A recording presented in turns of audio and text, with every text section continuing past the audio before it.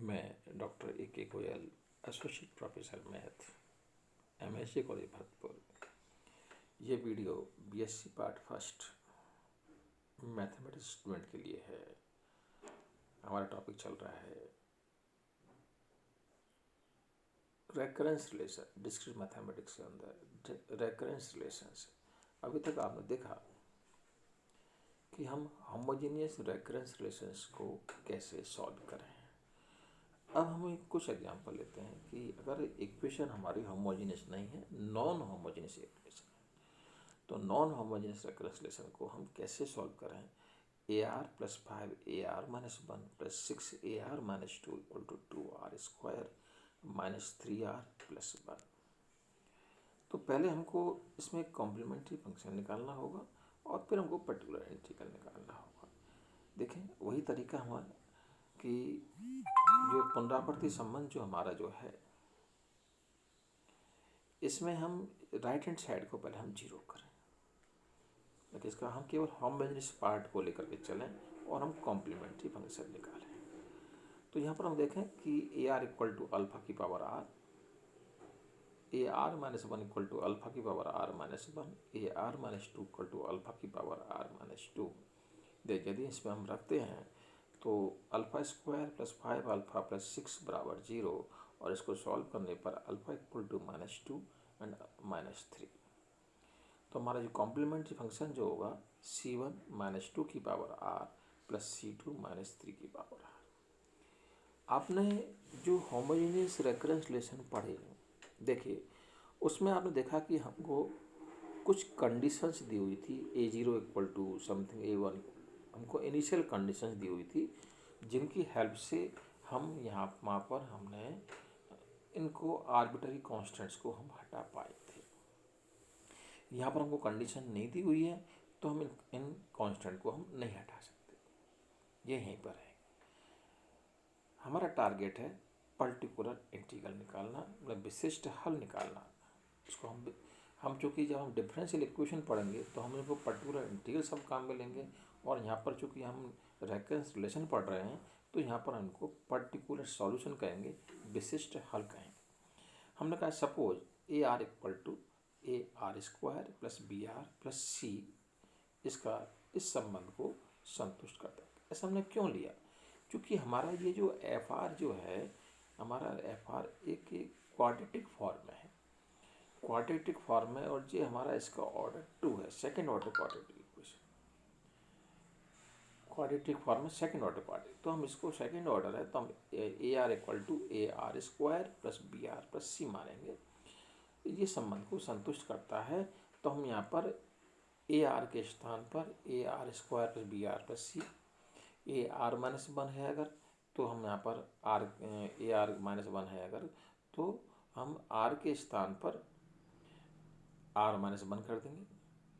अगर R - 2 है, AR - 2 है तो R के स्थान पे हम R - 2 कर देंगे, और हमारे पास ये हो गया AR के स्थान पे AR² + BR + C + 5 AR - 1 के स्थान पर A × AR - 1 का स्क्वायर + BR - 1 + C, इस तरह से।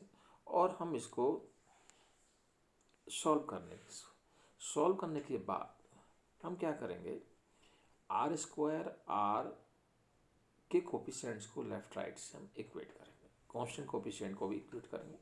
तो हमारे पास ABC में इक्वेट करेंगे तो हमारे पास ABC में कुछ इक्वेशंस बनेंगी, कुछ वैल्यूज निकल के आएंगी, और इस तरह से हमारे पास ABC के मान निकल करके आ गए। जो मान निकल करके आए हैं उनके बिहाफ पर हम कह सकते हैं कि इसका जो पर्टिकुलर इंटीग्रल है, ABC के मान इसमें रखने पर पर्टिकुलर इंटीग्रल हमारे सामने आ गया। पर्टिकुलर इंटीग्रल में आपके पास कोई भी आर्बिट्ररी कांस्टेंट नहीं होगा, ये ध्यान रहे। इस प्रकार जो संपूर्ण हल जो इसका होगा वो AR = complementary function plus particular solution, ये आपके सामने। ऐसे ही हमारा ये दूसरा एग्जाम्पल है। दूसरे एग्जाम्पल में हमारे पास ये जो FR है वो क्वाड्रेटिक इक्वेशन फॉर्म में नहीं है। FR हमारा जो है A की पावर R फॉर्म, FR = हमारा A की पावर R फॉर्म में है। तो इसका हमको करने का हमारा तरीका अलग है। सबसे पहले हम वही एज यूजल हम कॉम्प्लीमेंट्री फंक्शन निकालेंगे। कॉम्प्लीमेंट्री फंक्शन के लिए वही आप A R equal to alpha की power R, A R minus one equal to alpha की पावर आर माइनस वन, इस तरह से इनको हम रखेंगे और हमारे पास पूरक फलन आ गया।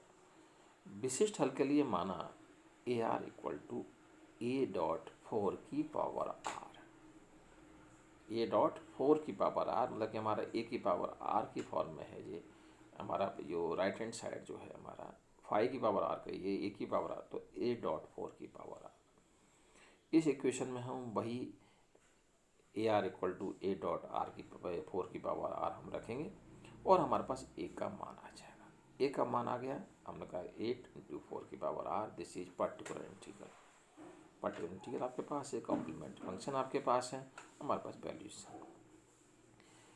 अब अगर हम राइट हैंड साइड में हमारे पास ए की पावर आर के साथ में कुछ क्वाड्रेटिक फॉर्म या कुछ पॉलिनोमियल मल्टीपल में, हमारा जो हमने शुरुआत में एग्जांपल लिया था उसमें हम क्वाड्रेटिक फॉर्म लेकर करके उसको हम क्या पॉलिनोमियल, वो पॉलिनोमियल है आर में। यहाँ पर हमारा नेक्स्ट था, ये हमारा पॉलिनोमियल नहीं था, ये हमारा ए की पावर आर फॉर्म में था।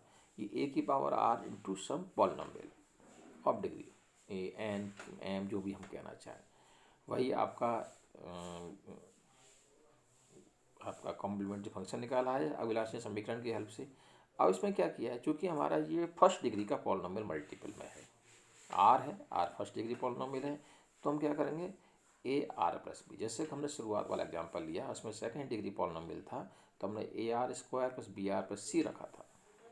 ए आर इक्वल टू यहाँ पर क्या है A R plus B into two की पावर आर रखेंगे। क्यों रखेंगे, क्योंकि हमारा ये फर्स्ट डिग्री पॉलिनोमियल है और वही एज यूजल वही ए बी सी के मान हम निकालेंगे और इसमें हम रखेंगे।